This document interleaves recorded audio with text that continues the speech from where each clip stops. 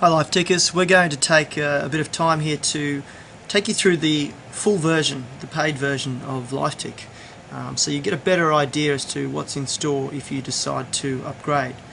The first thing you'll notice is that there's no limit on the amount of goals. The free version has a limit of 4 goals, whereas the paid version allows you to create as many as you can manage. Obviously the navigate screen and the life screen remain the same, but we now get access to the status screen, which has a number of useful widgets. These widgets are designed to help you keep better track of your actual tasks within your goals. So what you can see is I've just clicked a button here that allows me to add and remove widgets. For those that are already on my screen, there's a delete button. At any stage you can drag them around, so that's fine. But it also allows me to drag on other widgets and put them wherever I like. So here we can see I've got an overdue tasks list. I can also drag on the goal countdown. This one actually puts in place a little clock, counter, and it will tell me how many days, hours, minutes and seconds remaining before I am due to achieve a particular goal. You can also put in an inspirational quote, and for ones like these you can actually add more than one.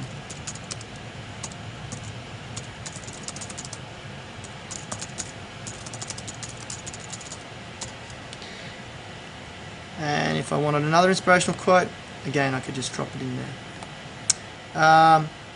It's an affirmation list too that may come in handy.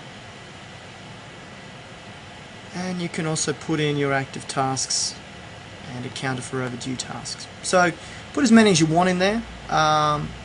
It's really about coming up with a layout that's going to work well for you, because it's called status for a reason. It's meant to present you with relevant information the way you want to see it. And of course we've got a counter for upcoming tasks in the next 7 days, which is always handy for a quick view. So as you can see, I'm just dragging around. If I close that, it removes the crosses so that I can't delete them, but of course I can still drag them around. So that's the status screen. In time we'll be adding a whole host of new widgets, so stay tuned to our blog for those updates. Now, the other important thing about the paid version is you not only get view access to the journal, but you actually get editing access. So this allows you to make journal entries. That's a classic diary.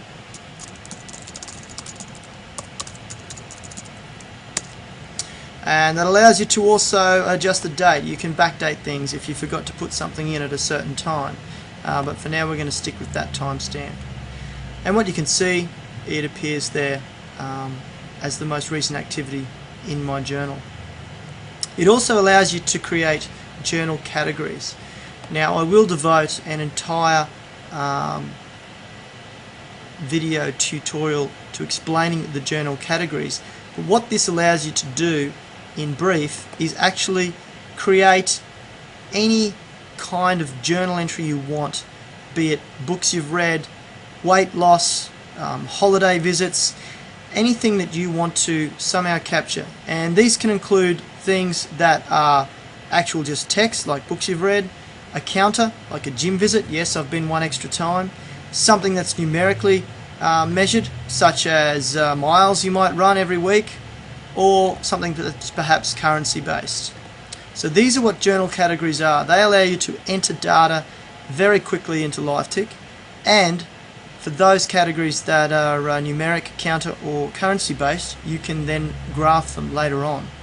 But like I said, we will talk more about that later. So I hope this gives you a better picture of the capabilities of the paid version.